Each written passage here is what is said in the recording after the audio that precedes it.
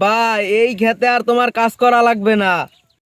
আব্বা তোমার আর এই খেতে ধান দেওয়া লাগবে না, হে কাম দুই ভাই করছি।